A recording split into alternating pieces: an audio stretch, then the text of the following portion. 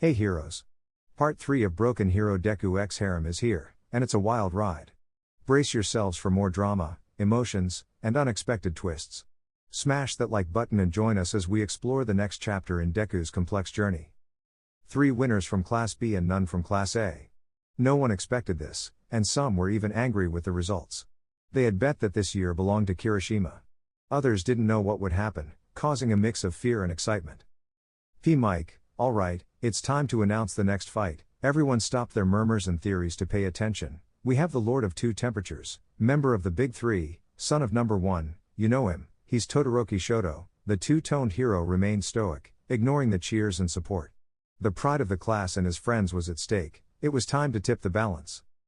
Mike, and now, on the other side, we have one of the trickiest from Class B. If you lose sight of him for a second, you've fallen into his traps. From Class B, Hononuki Juzo, the fanged fighter entered the scene, feeling the pressure. He knew he might fall, but that's how it felt. Midnight, in this match, there's a special rule. She looked at Todoroki seriously. Todoroki is not allowed to use expansion attacks beyond the limits of the arena like he did a year ago. The director wasn't pleased with the stadium turning into an ice rink or an oven every time number 1's son fought. That said, begin. Instantly, Todoroki sent a wave of ice toward the Class B student. Juzo simply stretched his arm, and with a touch, the ice turned into liquid. Juzo moved through the substance swiftly, reaching Todoroki. Swimming in that changing molecular goo proved fruitful. Almost landing the first hit, he had to retreat when Todoroki used fire to repel him. Juzo returned to the ice and emerged, not entering it. Playing with the bicolor's mind was necessary to win. Juzo, you're still as predictable as ever, Todoroki. He spoke calmly, avoiding a burst of flames and touching the ground again. Shoto, and you're as annoying as ever, Hononuki. He launched another wave of ice, but it stayed halfway submerged. Huh? Juzo, it might be true. He submerged again, moving slowly through the ice and turning it into liquid. Shoto, that trick won't work twice. He warned, releasing a torrent of fire that melted the ice, creating a thin layer of vapor. I've got you. He approached what he thought was his opponent, only to realize it was a decoy. What? Juzo, sorry, just a clone. He spoke from below, about to strike Shoto's perfect jaw. He could already hear the fans cursing him for touching their prince. A technique he developed with Midoriya's help involved combining liquid and solid pieces to create strange dummies. With enough blending, he could make them pass as people, a handy trick for this moment. The Fang fighter dodged the bicolor's fire fist, then avoided an ice blade that nearly hit his shoulder. Todoroki was losing control and getting angry, and Juzo could use that to his advantage. Juzo, what happened, Todoroki? Without your father, you're nothing? He mocked before hiding in the ground, evading the bicolor and reappearing on the other side. Even a blind person has better aim than you. This time, he dodged the ice. He continued with his taunts, making the bicolor slowly sink into the ground like quicksand. He just needed time and to keep the bicolor focused on him. Shoto, enough. He released ice beneath him, lifting and damaging Juzo, who was barely conscious in the air. You're nothing, Hononuki, neither you nor your damn class. He extended his left hand, and a powerful blaze hit Juzo, who fell like a dead weight to the combat arena. The match is over, he surrenders. He said coldly, turning to leave, but he felt a weight on his foot. Juzo, Midoriya, wait. We have to be strong. He trained us for days for this moment. With effort, he held onto the bicolor. I won't let that be in vain. He stood up as best as he could and weakly hit the bicolor, who looked angrily at the Class B student. Shoto, trash. He released a torrent of ice that expelled Juzo from the arena. Deafening screams echoed. Midnight, Juzo is out, Todoroki wins. She spoke dazed as Juzo was carried on a stretcher to the infirmary. In Class A's box, everyone celebrated the victory of the second most powerful in their class. Their enemies would now be too scared to move. Perhaps that's why they weren't in their designated box. Class B stood outside the infirmary, waiting for news about their comrade, hoping nothing serious happened to him. Izuku clenched his hand tightly. Juzo was the first to approach and chat, even when the freckled boy said nothing. It was clear Juzo was his friend, and he wouldn't let them treat him like that. Mike, alright, after fixing the arena, we're ready to continue, he said a few minutes after Juzo left. Fortunately, nothing serious happened, and he just needed rest. On one side, with a ghostly power, the one who can bewitch you with just a look, from Class B, Yanagi Reiko, the girl came out, looking at the people who only murmured to themselves. She knew what followed after the entrance of the other class. P. Mike, from Class A, she arrives, one of the top 3, with a deadly combat and a gravity quirk. We have Uraka Ochako. The brunette came out with a smile, waving to everyone who melted in adoration or praised her. Midnight, alright, ladies, same rules, just make sure not to hit your opponent too hard. Both nodded, Uraka slightly more confident. Ready, begin. Uraka lunged forward, attempting to apply her most faithful move learned 2 years ago. It would be easy to defeat someone who needed things to use their quirk. Unfortunately for her opponent, there was nothing to use. As Reiko waited, Uraka launched her attack. Reiko waited just when she grabbed her and tried to make her fall. Reiko clung to Uraka's arm, wrapping her legs around her opponent's neck, and they both fell to the ground. Uraka couldn't breathe or even think about using her quirk. Her brilliant technique was defeated. Hey, she's killing her, do something, a Uravity fan shouted. Uravity is going to die in front of us, separate them, another spoke, and slowly the stadium filled with indignation. They say that now, but not when the other guy suffered a burn from Hiro Shoto? Another in the crowd spoke angrily, or how about when the blonde tried to fry us with a single blow, huh? Better shut up if you don't. You know what's happening, he yelled, and the crowd seemed to lessen their anger. Uraka, I give up, she said with the little strength she had before fainting. Midnight, Uraka surrenders. Victory for Yanagi, she declared somewhat irritated with the crowd, it was going to be a long day. Ida was the first to snap out of the shock and rush to see how his girlfriend was doing. He would make the ghostly girl who defeated her suffer later. Ida, Ochako, the bespectacled guy approached his girlfriend, who was somewhat dazed, walking toward her class's box. Uraka, Ida-kun, without much thought, she went to hug her boyfriend, who stroked her hair. Ida, I swear I'll win, Ochako, he told her while smiling, and she seemed to calm down. On the other side, Kurohiro was preparing in the resting area. Nervousness overwhelmed him, and he had no idea what to do to win. His opponent was so fast that it would be impossible to enter his shadow, and he couldn't hit him due to his speed. Everything was against him. Izuku, Kurohiro, the green-haired guy entered, sipping his juice, well aware of how the shadowy guy felt about his fight. Trust in your power and potential. Remember what Vlad-sensei said. Kurohiro, I know. I'm nervous, but I don't plan on giving up. Is that all we have, right? He smiled at his companion, who nodded while sipping his juice. I'll win, and if not, I'll make both sensei and you proud. Izuku, good luck, he said to both as they left. It was the moment. P. Mike, it's time for the duel, he shouted with excitement, responded by the audience, we have an interesting match. Can the shadow overcome the speed? On one side, closest to the big three, Speed King and great leader of Class A, Tenya Ida, the bespectacled guy entered with a serious look, glaring at the other side. He would make Class B suffer and show his brother, who was in the audience, his effort. P. Mike, against the festival's surprise, the living shadow of Class B, the one who will make you tremble in the darkness, Shiha Kurohiro, the white-haired guy entered a bit nervous. Some looked at him with excitement, expecting a show. Midnight, alright, the rules are the same as in other fights. Try to avoid attacks that cause extreme damage to your opponent. She said seriously and a bit fed up with the day, begin. Ida advanced quickly towards the guy who just crouched, avoiding the kick that would surely have sent him out of the arena. He had to think quickly if he wanted a chance. The speedster looked at the enemy with hatred and attacked again with more speed, but once again, it was dodged. Compared to Izuku, who made him endure a speed torment, Ida was like a turtle or even slower, if possible. Ida, classic of the lower class B escaping like the rats they are, he exclaimed with hatred, surprising Tensei. His brother had never acted like this. Kurohiro, don't you have another place to spew nonsense?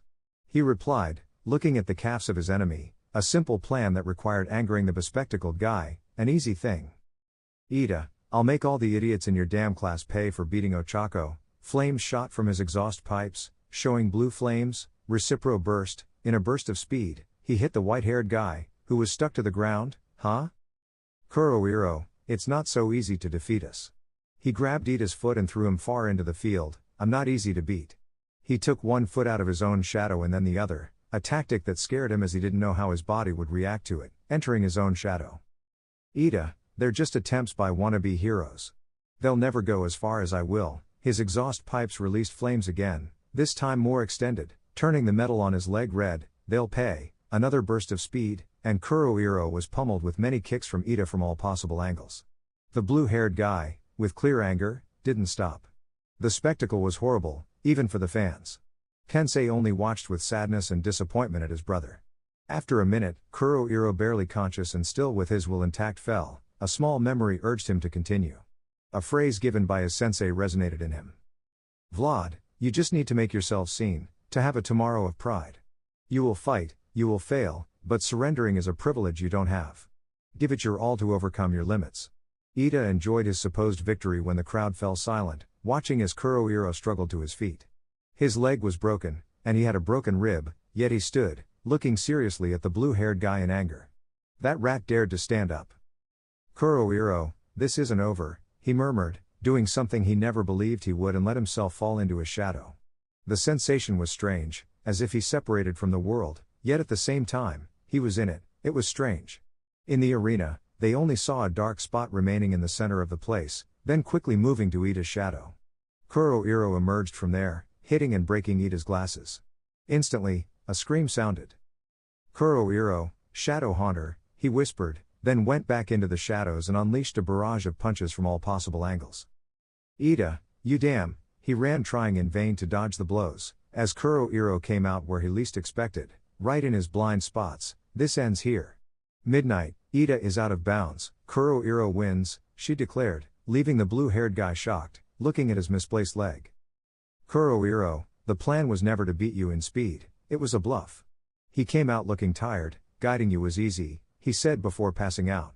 Ida, damn it, he went with rage to kick his head and end his suffering, but he was stopped by someone. Izuku, don't be such a sore loser, Ida Tenya. He declared, holding his leg, which still released blue fire.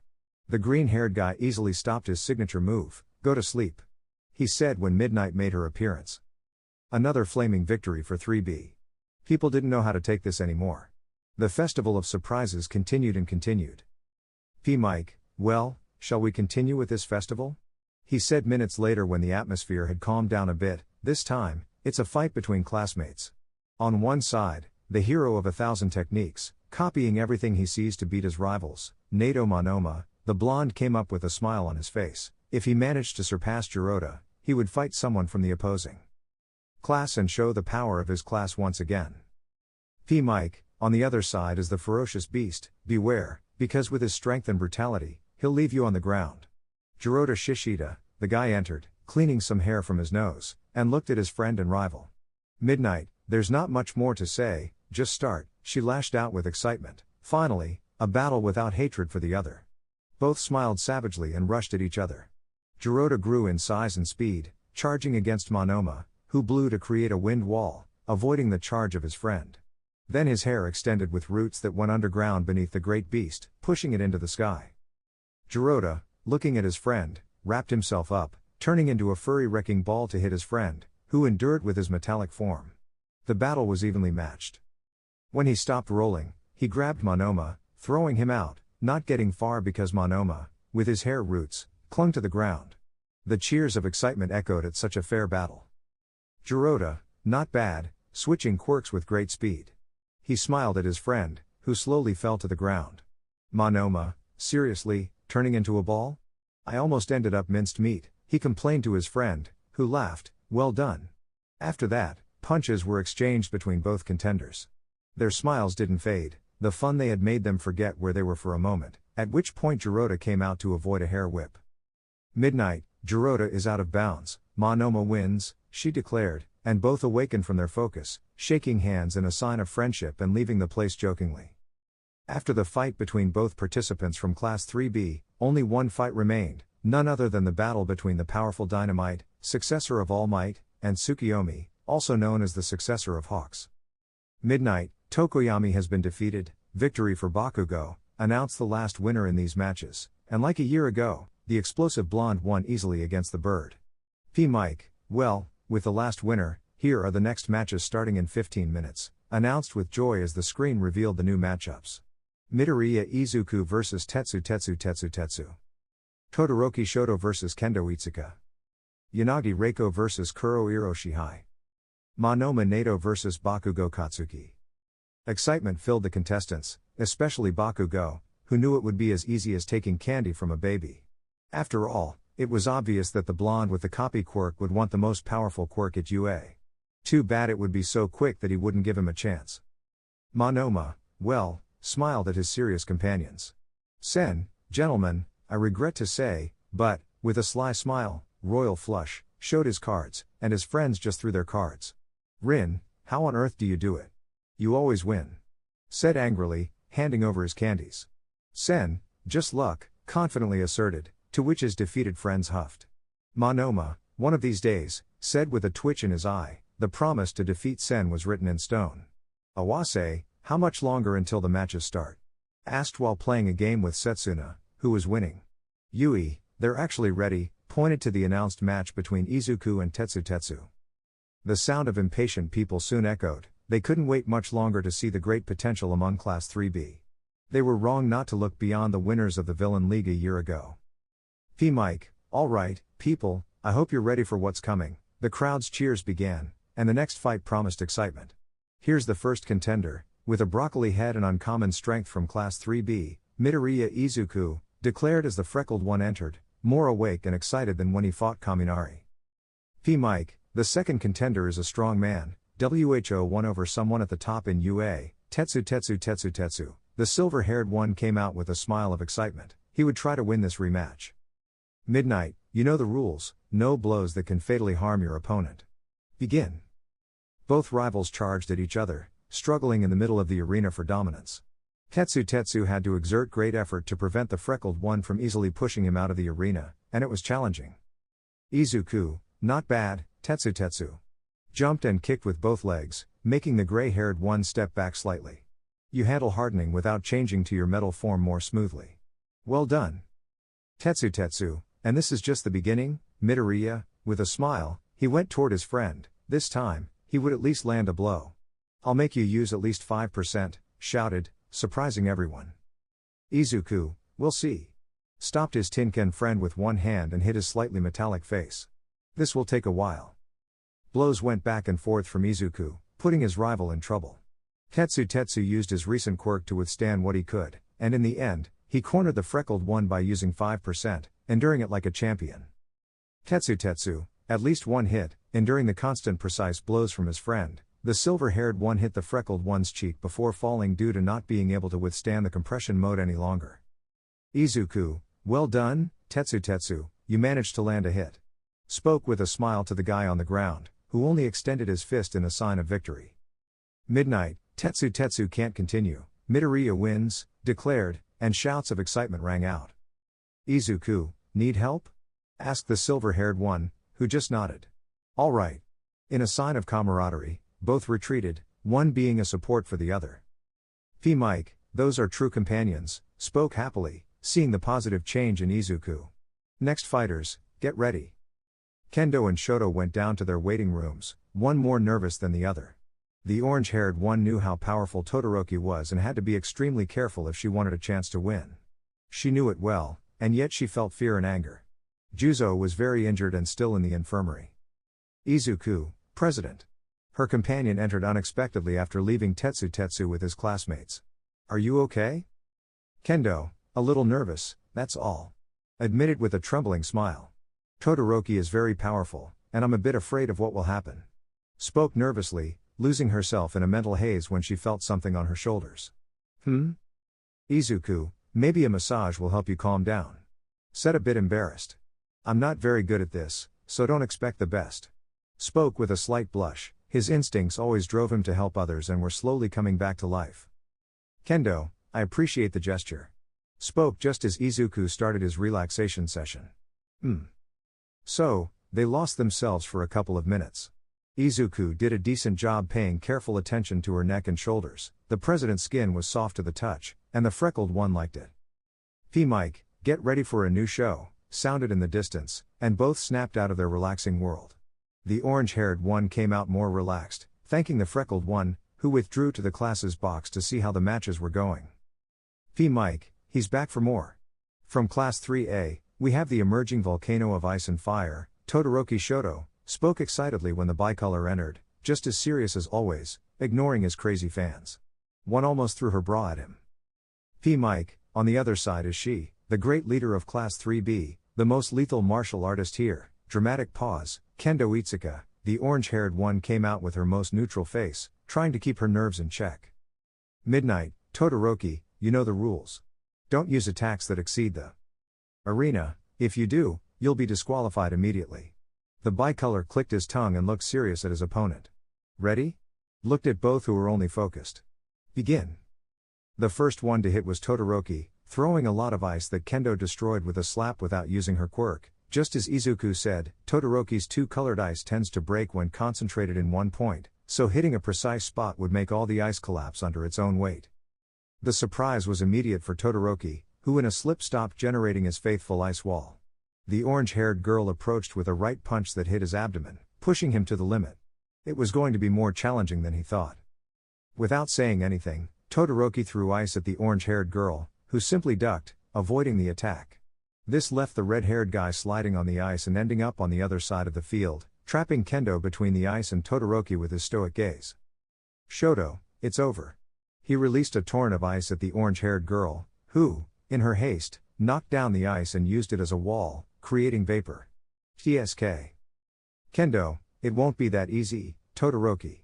The orange-haired girl, taking advantage of the steam, approached the two-tone guy, delivering punches and kicks to his abdomen and arms. She knew that Todoroki relied too much on his arms for his deadly techniques, focusing more on using his quirk than on body training. Todoroki defended himself as best as he could, but the orange-haired girl was relentless with her attacks, barely giving him a chance to think about anything other than defending against her constant blows. She was humiliating him on a grand scale, and he couldn't bear it. Just when he was about to lose, something happened. Midnight. Kendo is out of bounds. Victory for Todoroki. She announced, surprised like everyone else. Kendo knew that Todoroki deserved to fall for his green-haired companion, not for her. So, at the last moment, she turned Todoroki and threw him into the arena, allowing herself to exit. Kendo, I'll collect my payment later for helping you, Shoto-kun. She winked at the confused two-tone guy, a simple plan to undermine the hero's popularity. He can't win unless he pays for it. That means, spoke a fan with surprise, Shoto paid to win? The stadium echoed with screams of indignation and indiscreet murmurs as Kendo walked away with a triumphant smile, leaving the angered two-tone guy behind. He did only one thing. Shoto, damn. He sent his most dangerous and destructive attack at Kendo, who was caught off guard. Midnight. Todoroki, no. It was too late. A large part of the stadium was covered in ice, but fortunately, Class B defended everyone as best as they could. Jiroda held a large part of the ice pillar, Ibara and Monoma held the majority, and Sen created the largest air wall of his life. In the combat arena, Kendo was being protected by Izuku, who extended his arm to break the ice, and black whips protected the lower part of the stadium. Izuku, are you okay, President? He asked without looking back. Kendo was more surprised than anything. Endeavor, Shoto. The number one hero shouted from his place, angry with his son. We'll talk at home, he yelled before increasing the temperature and evaporating the ice in one go.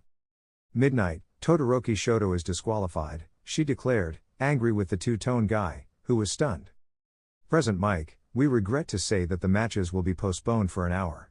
We sincerely apologize to everyone present. He spoke a bit stunned. The orange-haired girl took her companion to recovery as his fist was bleeding and half-frozen. She saw the attack coming and directed Class B to protect while he went straight to protect his teammate. Kendo, thanks for saving me, Midoriya-san. She smiled at the freckled guy, who was being bandaged on his right hand. Is something wrong? She looked at the freckled guy, who was lost in his thoughts. Izuku, my legs moved on their own, he said in a low voice, the hero's spirit was returning to him. Kendo, eh? The orange-haired girl didn't understand much and just helped the freckled guy. An hour and a half later, everyone was ready for the next battle in this festival of surprises. Todoroki was taken away by his father. It was clear that he wouldn't let this pass, and Endeavor had a slight suspicion of why, cursing himself for not preparing his son for this. Present Mike, we still regret that things end like this, people. And if you still want to see more fights, you might like the next one. We have matches between members of the same class. On one side, the Phantom Girl, controlling everything with her quirk, 3B Spectral Princess Yanagi Reiko. The silver-haired girl came out with a small smile, the fight would be entertaining. Present Mike, on the other side, We have the Shadow Master also from Class 3B, distract and lose to him, Kuro Iro Shihai. The unmentionable haired guy came out with excitement. The last time they fought, both were without quirks, and none won. Midnight, well, dear ones, you know, no deadly blows. Begin. Kuro Iro jumped into his shadow.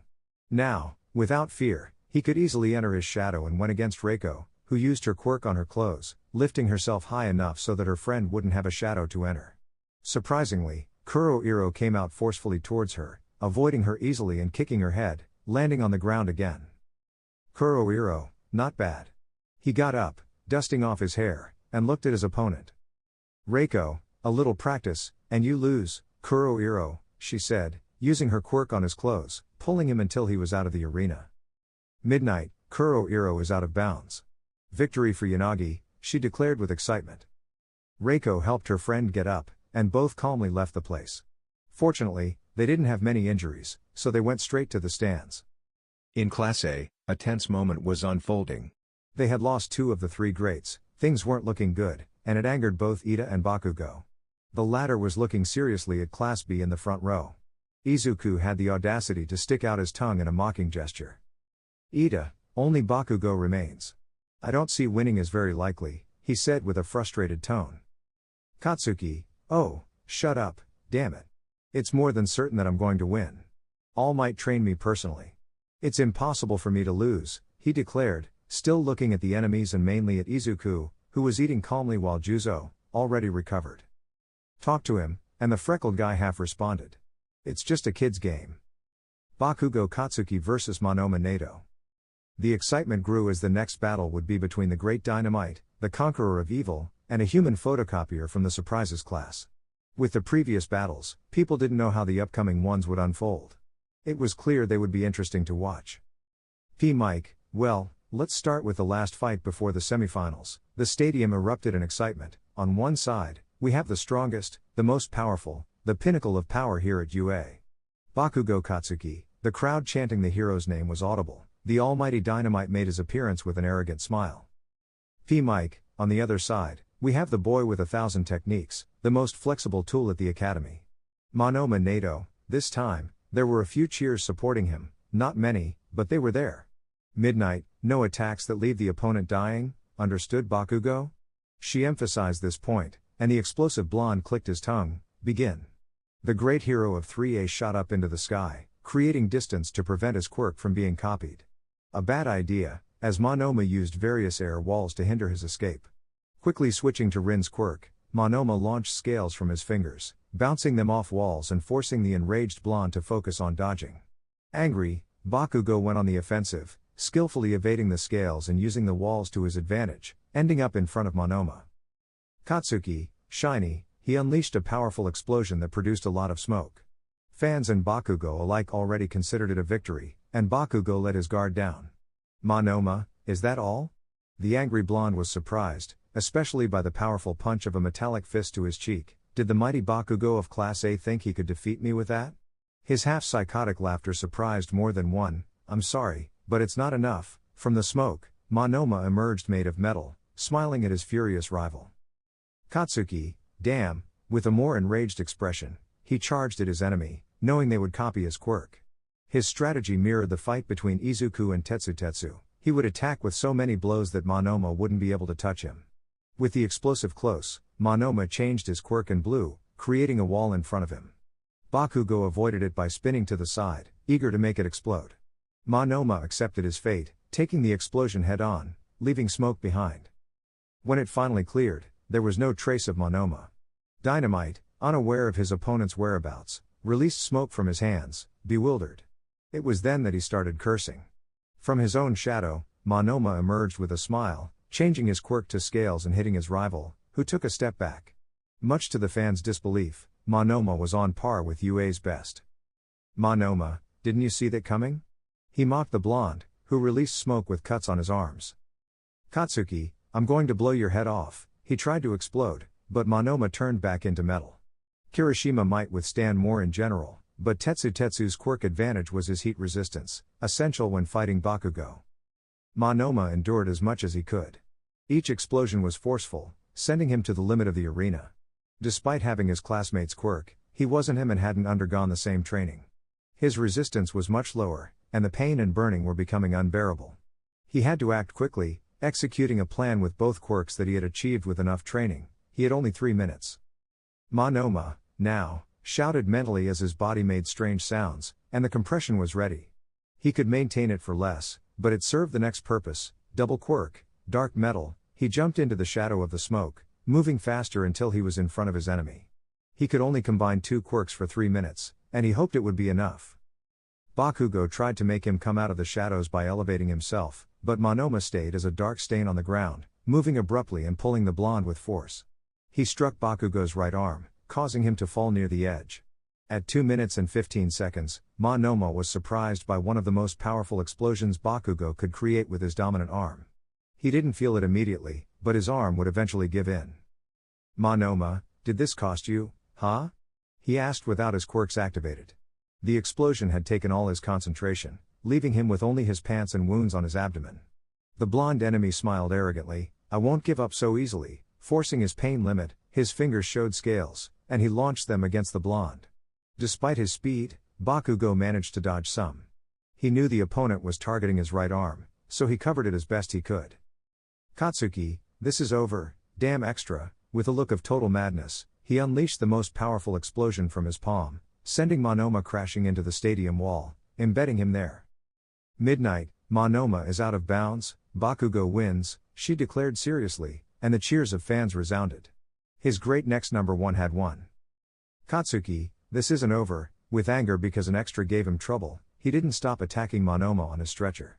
Fortunately for the student from the opposing class, a concrete wall rose to protect him, and a whip tied Bakugo's hands. Let me go, damn it, he looked at Midnight, who was not in a good mood. I'm going to finish what I started. Midnight, one more explosion, and you're out, Bakugo. She looked coldly at the blonde who released smoke. He focused on everyone watching, and with a click of his tongue, he lowered his smoky hands and just left the place. Mike, after this intense battle, it's time to announce the semifinals. Hopefully, they'll be to your liking, he spoke, looking at the sky, and here we have the semifinals of this sports festival. The screen lit up, revealing the matchups. Midoriya Izuku vs Kendo Itsuka. Bakugo Katsuki vs Yanagi Reiko. The 3A blonde smiled maniacally. He could humiliate the rival class even more, and by seeing how close this girl is to Deku, he could play with her a bit. Reiko would be lucky to face Dynamite, and if it went as Bakugo believed, he would have another girl melting for him. He might not shout it from the rooftops, but having many girls interested in him intrigued him for future fun. On the other side of the stadium, Reiko felt anxious and fearful. Until now, her fights had been somehow easy, but this terrified her. All her thoughts ended in defeat. Izuku, Yanagi, the freckled boy patted her head, and the silver-haired girl looked at him. Breathe calmly, I'll help you think. Yanagi, do you think I can win, Midoriya-san? It sounds impossible, she asked with fear. Izuku, nothing is impossible, Yanagi. You can defeat anyone if you have the right ideas. He smiled at the girl, who remained indecisive. Monoma already made half the journey. Bakugo uses his right hand more than anything. Just focus on attacking that point to weaken him and use everything at your disposal to help. He smiled a little at the blushing girl. He could be surprisingly tender. With Reiko now calmer, Izuku and Kendo went to their respective waiting places. Unfortunately for Kendo, she had to pass by some 3A students, including Bakugo. To avoid any disturbances, Izuku swapped places with Kendo's president and went towards his old classmates, caring little about what those idiotic jerks would say. Katsuki, look at this rat crawling out of the sewer. The spiky-haired one mocked the freckled boy, who simply ignored him and continued walking. Mina, hey, Katsu is talking to you, she said while trying to hit the green-haired guy's head, but he dodged it. Kaminari, don't ignore us, you useless nerd. He was about to charge electricity when the freckled boy looked seriously at the blonde. Izuku, are you so weak that you need to send someone to sabotage me, Bakugo? He said calmly, and Bakugo, realizing the situation, punched Kaminari. Katsuki, let's go, I'll teach him a lesson like in high school. He grinned arrogantly and left with the two. I'm going to enjoy the fight against the gray-haired fox, he declared, and the freckled one clenched his fists. He had to relax and trust his teammate. Finally, the time ran out, and soon the clash between the best physical fighters of 3B would unfold. The excitement was palpable. They had faced each other before, always ending in a draw. P. Mike, well. We are ready for the first semifinal match here at this third-year festival. The crowd couldn't contain their excitement. On this side enters that unstoppable force from third B, never giving up, never backing down, Midoriya Izuku. The freckled one came out a bit annoyed by what happened a few minutes ago, receiving a mild ovation. P. Mike, on the other side, we have the great fighter of the festival, her strength matched only by her intellect, Kendo Itsuka. The orange-haired girl entered the arena excited, glancing at Izuku, who seemed a bit lost in his thoughts. Midnight, begin. Both fighters went to attack, with Kendo landing the first blow by kicking Izuku in the head. He grabbed the president's leg to throw her away. Determination was visible in both of their eyes. With a smile on her face, Kendo turned against her teammate, throwing a punch at half its size. She knew that the freckled guy could easily dodge it and trusted him. What she didn't expect was for her teammate to disappear the moment the punch connected, only to reappear behind the orange-haired girl, pinning her to the ground in a very compromising position. Both were entangled, and the orange-haired girl felt every inch of the freckled one. She blushed intensely. She had never been in such a situation.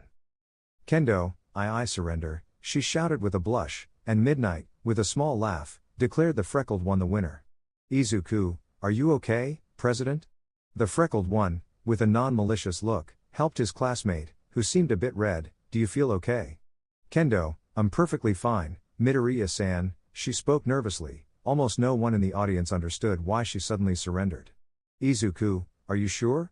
It seems warm, I can feel it, he said with his neutral tone while holding her hand. If you feel unwell, let me help you. Without the orange-haired girl saying anything, he picked her up like a princess and left at a slow pace, despite Kendo's multiple complaints. She felt infinite embarrassment. He took the president close to the infirmary. When Kendo finally emerged from Izuku's protective arms, with a very noticeable blush, it was clear to Izuku that she was unwell. Kendo, I'm really not sick, Midoriya-san, she shouted, embarrassed, it's just a mild heat stroke, nothing more. Izuku, are you sure? It seems like you got heated for other reasons. If someone else had said that, they would already be plastered against the wall, but since it was Izuku and considering he didn't have much idea of what his words could cause, he left it at that. Kendo, completely sure.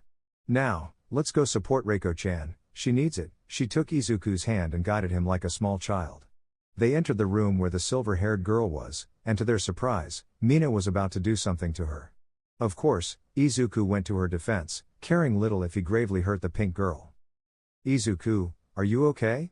He approached his classmate, who showed her wrist with a painful trace of acid.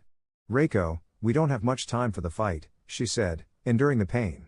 Izuku, enough time to heal you. President, take the pink one to the director and explain what happened. I'll take care of it, he spoke seriously to the orange-haired girl, who had the pink one pinned to the ground. Mina, it doesn't matter, I did what I wanted, and now Katsu will win more easily, she said smiling, and Kendo sent her to sleep. Izuku, we'll see about that, he looked at his classmate, who was looking at the ground. Come on, I'll try to help. About 5 minutes later, after some recovery healing, Reiko was ready to go, her hand still tingling a bit, but she could fight.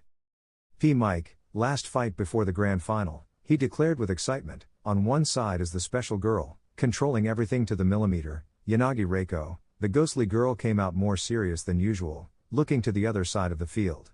P. Mike, and on the other side, we have the named king of UA, a titan in every sense, Bakugo Katsuki. The blonde entered with an arrogant smile, reading the message he sent with Mina. Midnight, no extreme moves, she said, looking at the grinning blonde. Ready? Begin. The blonde hoped his incredible plan would work, and Reiko would surrender, saving him from humiliating her in front of everyone. But contrary to that. Katsuki, what? He said when he fell to the ground because the silver-haired girl sent a very good blow with her healthy hand. When Mina entered the restroom where Reiko was, she came with a proposal. Reiko surrenders to Bakugo, and he would have her as his girlfriend and part of his future harem. What girl wouldn't want to be with the great Bakugo Katsuki, conqueror of evil? Obviously, the silver-haired girl refused, and that's when Mina used her quirk to force her to accept, thinking she succeeded. Reiko, I don't know why Mina was sent for such filth, but I'll never join you, Bakugo, she spoke more seriously than ever, and the blonde got up completely angry. Katsuki, you damn BH, he roared with hatred and went to launch explosions, dodging all the silver-plated girl's punches. This wasn't a fight, it was a massacre because Bakugo prevented her from surrendering, silencing her voice with explosions. And when finally, the girl was propelled by an explosion, the blonde appeared to give her another hit and send her to the other side. He enjoyed playing with her until, after almost 10 minutes of what was torture, he finally revealed Reiko, massacred, with her clothes in tatters and covering little of her body, which was full of burns. Bakugo held her by the neck, showing the class B the unconscious face of their classmate, a clear sign of what he would do to the freckled one. Midnight, Bakugo, she was about to say something, but the blonde beat her to it. Katsuki, she's alive, I wasn't extreme, the black-haired one was going to argue, but she was supported by part of the audience that debated against the other part that considered Bakugo's actions barbaric. It's your turn. As a bad joke, Bakugo pointed to the freckled one, who had his gaze lowered. The blonde just let go of his enemy and left, stopping at the last minute. Suddenly, he felt threatened, as if he were prey in front of the ultimate predator of the place. He turned to see what terrified him so much and looked at Deku in his place. The green eyes stared into Bakugo's red ones, eating his soul slowly. The blonde trembled slightly, not letting himself be intimidated, but that gaze and the feeling of danger were too extreme. He hurried his pace. In that moment, Izuku made the promise. The minutes passed, making people anxious. Half believed that Dynamite should keep fighting, and the other half thought not. Only the director would have the final say, but if the best had already done that to a girl who seemed so calm and normal, what would he do to the freckled one? The fear was total. Mike, sorry for the wait, everyone, but it's time. The people, puzzled, paid full attention. The last showdown between two opposing forces, he spoke, impressing everyone. On one side, the king of UA, the most powerful among the powerful. Bakugo Katsuki, the blonde emerged, surprising much of the audience. Izuku had something planned, and Mike, being a good teacher, would help him. Mike, on the other side, we have the opposite, the weakest, the one everyone hates, can't even beat a fly. Midoriya Izuku, the presenter almost vomited for telling a lie, but it was what the green-haired wanted. In the stands, people were surprised, watching attentively as Izuku entered with a stern face and an eerie aura reminiscent of Endeavor when he was number 2. Midnight, before this battle begins, there will be a special rule, she said somewhat nervously. Her student could end up badly. The use of extreme force is allowed, and only one winner will be declared when one surrenders or faints. The sound of surprise arrived promptly. In Class 3A, they thought the massacre would be disgusting, while in Class 3B, they only trusted in the abilities of their friend and classmate. Bakugo grinned macabrely, he was going to enjoy this. The rules allowed the use of everything in the field, even outside the arena. He couldn't contain his excitement. Kaminari, this is going to be a massacre, and I want to see it, he declared excited, seeking revenge against Deku. Kendo, go for it, Midoriya-san, she whispered, watching both attentively. Midnight, begin, she jumped out of the field, knowing what was coming. 15 minutes in hell. Bakugo, with great arrogance, took a step, realizing he was slammed against the wall, a sharp pain in his stomach. Nobody, not even the heroes present, understood what happened. Izuku was in the same spot. Izuku, not only do you dare to play with Yanagi-san like that, sending your damn lackeys to attack her, do you really think you'll get away with it? He declared angrily, his body releasing a green aura. Bakugo, damn, he said when he finally got out of the wall. I'll kill you, he propelled himself with explosions to be near the freckled one. How easy. When Bakugo launched the explosion, Izuku used his palm to push it, sending the blonde into the wall, reopening the cuts Monoma made in the fight. Clicking his tongue, he looked angrily at the freckled one, who responded with equal ferocity. Jumping back, seemingly unconcerned about his wounds, he went to hit Deku as if there were no differences in their powers.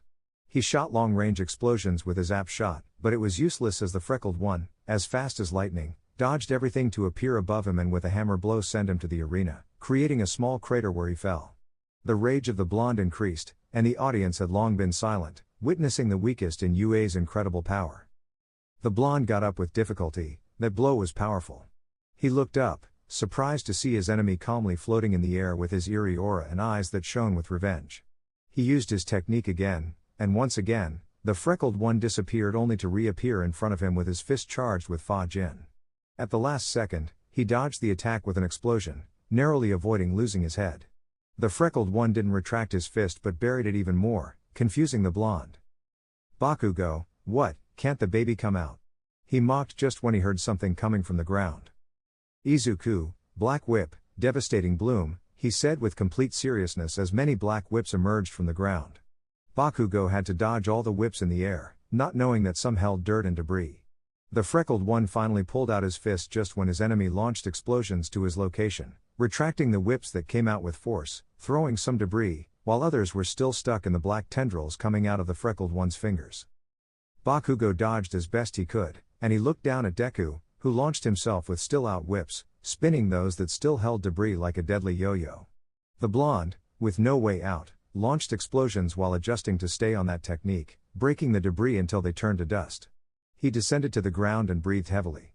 Only 2 minutes had passed, and he was already paying the price. His muscles tensed and ached from the recoil, and exhaustion began to set in.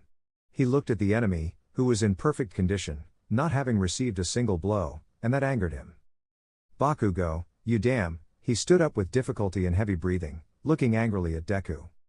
He lunged again, and this time, the freckled one appeared in front of him, hitting his face and almost slamming him into the wall with his third impact. Still, the freckled one took him with his whips, dragging the blonde with great ease and then hit his stomach, causing him to vomit a bit of lunch on the ground. Without mercy, he took the blonde by the leg, dragging him quite easily, and then whipped him in the air. Bakugo, a little more conscious now, used this to perform the howitzer impact, watching as the freckled one launched various whips that wrapped around him without touching him. Then, a smoke screen appeared. Izuku, white tornado, he whispered to catch the blonde in his whips, still with the smoke tornado that had attracted him to his fist. By a hair's breadth, the explosive escaped. The freckled one still needed some training to use it correctly. Bakugo, is that all, damn Deku? He asked with tiredness he tried to hide. Izuku, no, but thanks for asking. The freckled one's eyes lit up as Ofa flowed through his body, and the classic lightning became visible. Let's continue, Bakugo Katsuki.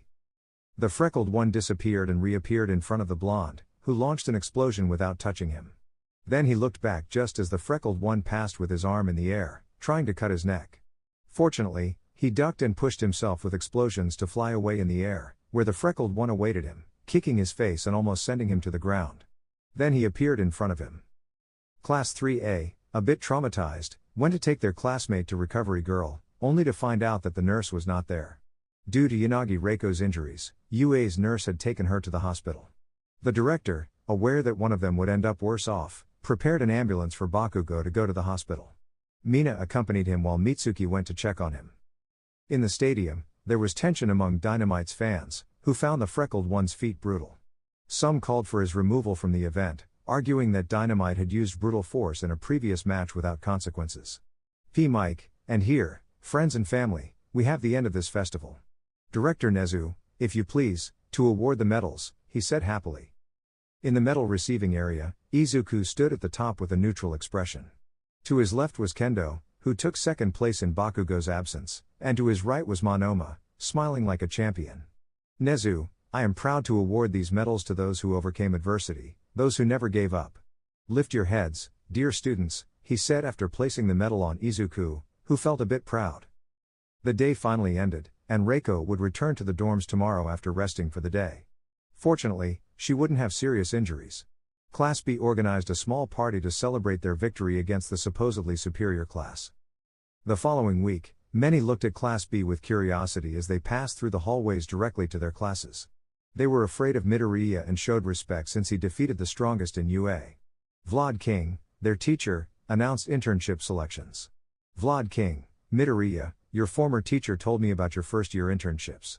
You are free to go with that hero, Centipede's agency, or any from the provided list. Endeavor personally offered you a position, along with an apology for his son's actions. Izuku, I want to go with Centipede, he instantly replied, unsurprising the teacher. Vlad King, well, I assume all of you will choose the same hero as last year. The class nodded, comfortable with their current agency. Well, you make me proud, brats. Yui, we're proud to have you as our teacher, Vlad Sensei. Vlad King, enough sentimentality for a while. It's time to continue studying. A chorus of exasperation sounded, much to the teacher's amusement. As he continued his work until lunchtime, a noticeable change occurred. Classes avoided Izuku, Kendo, and Monoma, the three winners, and others from Class B stood out a bit more. Respect and fear were evident, especially fear towards Izuku, but they left him in peace to eat his katsudon. In the distance, Bakugo's friends, especially Mina, Kaminari, and Kirishima, looked at them angrily. Kirishima considered what the freckled one did as torture and wouldn't let it pass. Kirishima, Midoriya. He angrily called out to Izuku, along with Juzo, Kamakiri, Yui, Kanoko, and Pony. Izuku, yes, Kirishima? He responded without looking, focusing on his food and making sure Pony didn't steal any. Kirishima, apologized to Bakugo. What you did is considered torture, he shouted, and the cafeteria fell silent, awaiting a response. Izuku, tell me, Kirishima, has Bakugo apologized to those he defeated in the past? The redhead said nothing. Do you know if he'll apologize to Yanagi when she returns? Silence again. The festival is a competition, and what I did was within the rules. Forget that? Only one winner is declared once their opponent is either unconscious or surrenders. I don't have to apologize to someone of Muslim descent. Kirishima, you broke both his legs and his right arm. He deserves an apology. He replied angrily. Izuku, I won't do it until he apologizes for everything he's done. And I doubt he wants an apology. You, of all people, should know, Kirishima. He responded with a pout because his blonde friend succeeded in stealing his food. Kirishima, he's a great hero, better than you. He doesn't need to apologize to anyone, he said angrily, catching the attention of the teachers who were about to intervene. Izuku, if you believe that so strongly, then investigating his past thoroughly won't bother you, right? He replied, taking an apple from Pony, who pouted. If you delve into his past, you'll see who Bakugo Katsuki truly is. Don't just settle for files, search for his former accomplices and teachers before entering UA, his old classmates, and even his parents. Then come and complain to me, Kirishima Eijiro, he said, getting up from his seat and leaving, his friend smiling at him. Kamakiri, should we go after him? Pony, I'll go. She responded, eating the other apple she had, and followed her green friend. Yui, me too, she followed both, and their close friends joined, leaving Kirishima a bit puzzled. But if that was what it took for Midoriya to apologize, he would do it, he would uncover the truth behind his brother from another mother. The friends continued toward their class, stopped by Aizawa, who had a hopeful look on his face. He had received the best news in months, and his former student needed to know. Izuku, need something, sensei? He asked the raven-haired one, who smiled beneath his scarf. Aizawa, Midoriya has awakened, the freckled one, surprised, smiled a bit. The pass to visit him is in your dorm, I had it sent as soon as I found out. The freckled one ran in the opposite direction, praying he was there. Without understanding, the students looked at the teacher, who simply left, affirming that it was something his former student had been asking about every week since waking up in the hospital. The freckled one ran until he reached the dorms of the class just as a guy left a letter at the door and left. He didn't take long to bring the letter inside and open it with excitement. Inside was a pass to the special wing of the hospital where his friend and classmate had been interned for a long time. Kendo, Midoriya-san. The president entered through the door, looking at her smiling companion as she shed a tear. Are you okay? With a bit of nervousness about what might happen to him, she approached, and the freckled one caught her in a hug. Huh? Midoriya-san? Izuku, I'm perfect, president, the orange-haired one, not understanding much, just hugged her companion. She didn't understand, but whatever it was, it made him smile. I won't accompany you to train this afternoon. Sorry, president. I have something to do. Yui, can I accompany you? The black-haired one appeared out of nowhere, surprising her friend. Izuku, I suppose, he replied quite animated.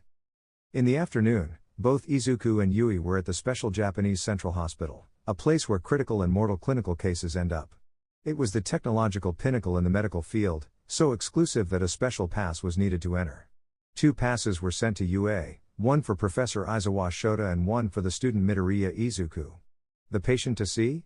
None other than Hitoshi Shinso, fallen in combat against All for One, in critical condition since then. Finally, he could see him again. Izuku, Shinso. He smiled at the purple-haired one who was looking out the window, bored. Shinso, he turned to look at the green-haired one and smiled at his comrade in misfortune. Miracles were rare in Shinso's life. Since his quirk awakened, he was treated differently. Some feared his power, while others tried to take advantage of it for their own benefit. He just wanted to prove to everyone that he could be a hero even with a villainous quirk, but things didn't go entirely as planned. During the sports festival at UA, he met someone with strange thoughts and unruly green hair, Izuku. Izuku encouraged him to join the hero course, and with Eraserhead's recognition, Shinso trained tirelessly to get in. Later, the city of Jaku was destroyed by Shigaraki Tomura, and Izuku went alone to fight. Unbeknownst to everyone, Shinso followed him, experiencing the harsh reality of being a hero in times of war. The battle against All for One and Shimura Tenko was intense.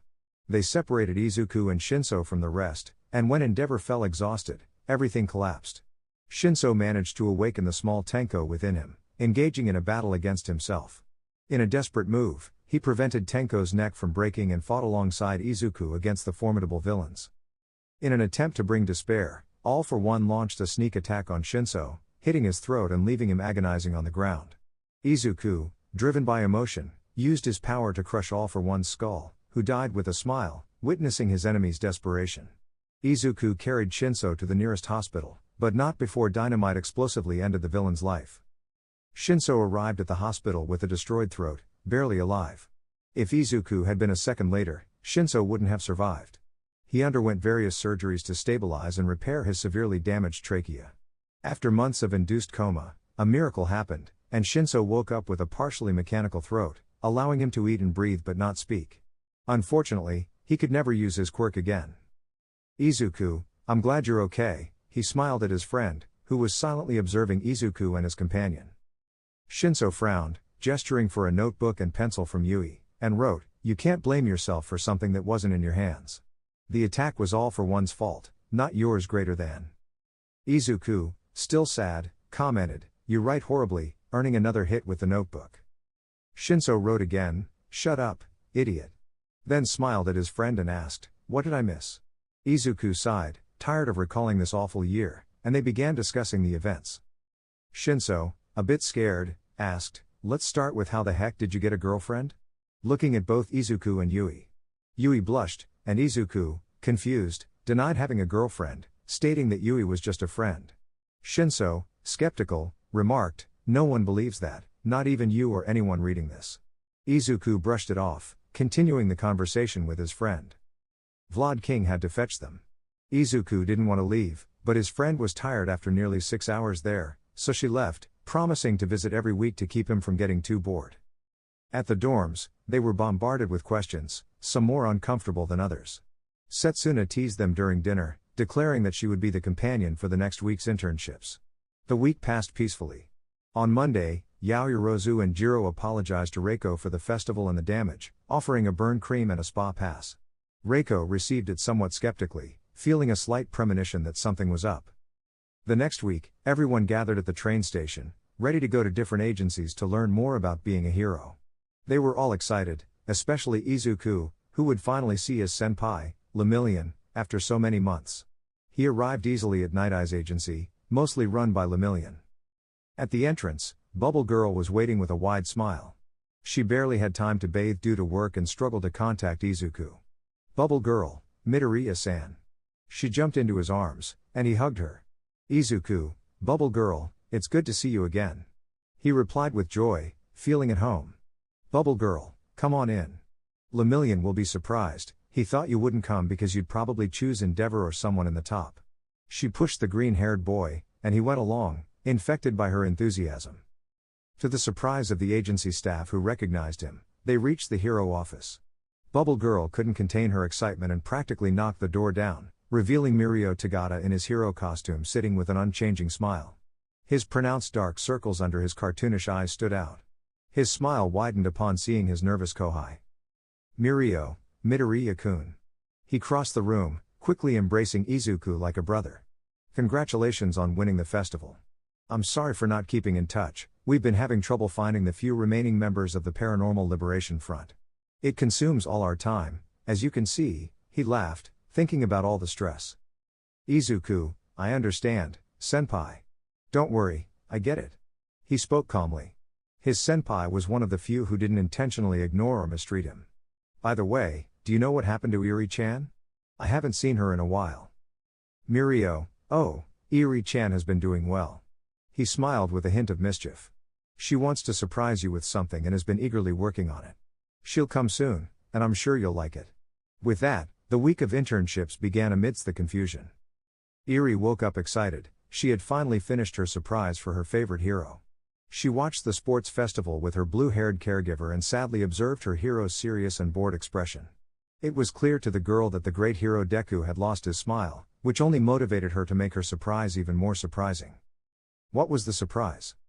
In addition to revealing her normal control over her quirk, the girl made the perfect drawing of the two of them together with Lemillion and the other heroes who had saved her. Most importantly, she revealed that they were now a family. This happened just when she fell into the hospital for a month. The higher-ups in her power wanted to use the girl in every imaginable way. Without a family, she would fall into the hands of the government, and they knew how to use that power. To protect her, she needed a family, and two names stood out among the crowd that wanted the child. Tagata Mirio and Midoriya Izuku. The blonde denied taking the girl because he knew how much his work consumed him, and he would leave Eri alone for too long.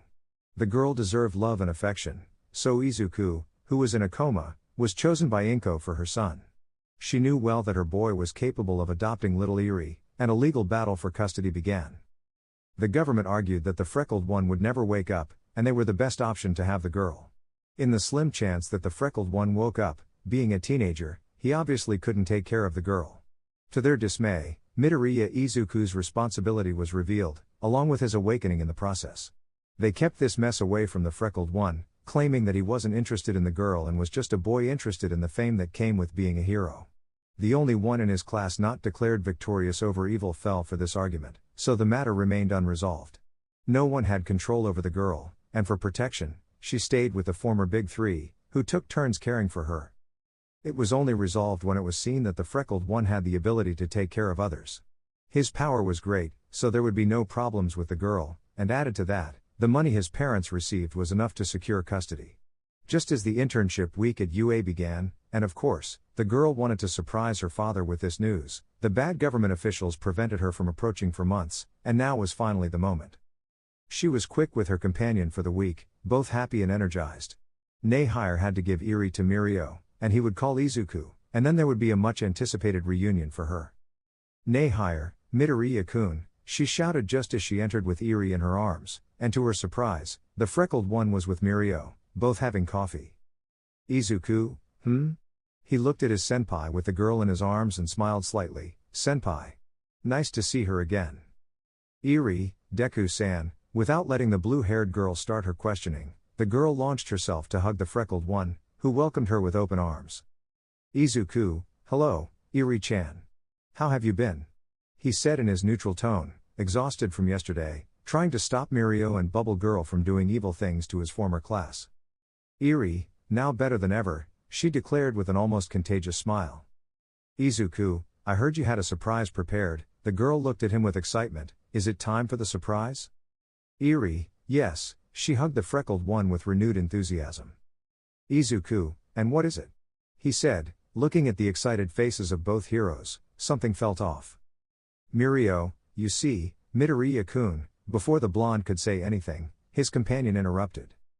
Nehire, Eri-chan is now part of your family, she declared, surprising both the freckled one and the girl, who pouted.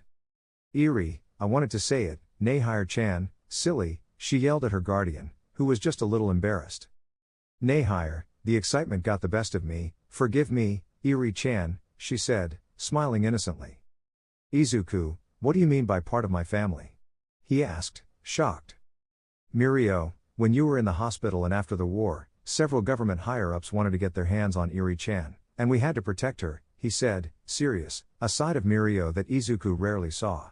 We suspect they are part of the Paranormal Liberation Front, and that's why they wanted Eri. We saved her for now, but it's very likely they'll come back. Izuku, oh, let them come back, I'll be waiting. His cold and deadly serious tone made Mirio shiver.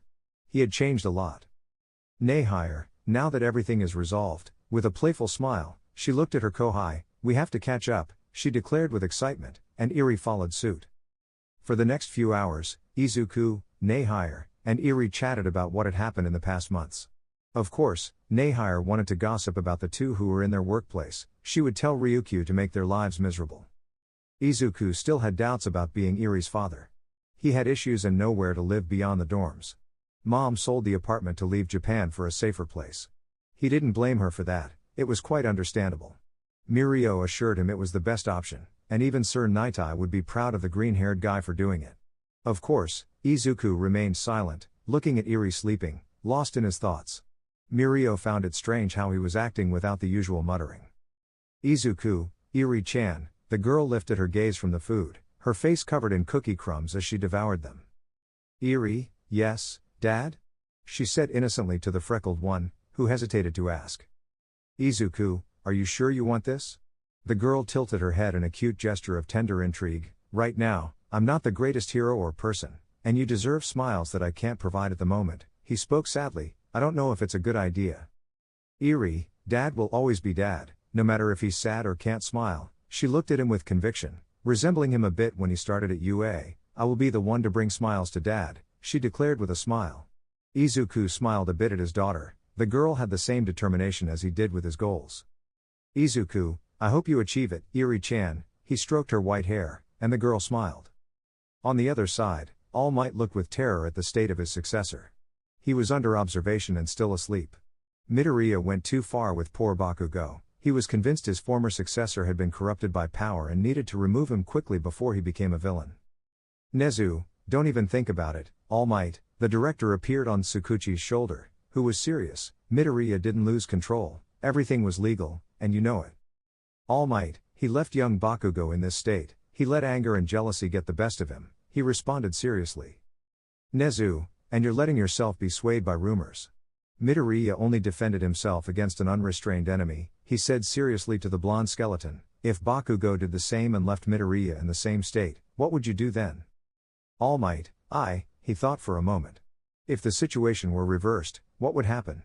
Would his successor have done the right thing by leaving him like that? Would he support him or say something? It doesn't matter. I've made the decision. Katsuki Bakugo will be my successor, and he will inherit One for All. Tsukuchi, even if it kills him? The blonde tensed up, unable to answer. Midoriya is the perfect vessel, Toshinori, he deserves the power more than anyone. All Might, I'll find a way for young Bakugo to use the power, with or without your help, he declared as he was about to leave. Nezu, if you discover a way, remember that it's Midoriya's decision, not yours, he said, stopping the American. All Might, I'll convince him. He left the room, leaving a chilling silence behind.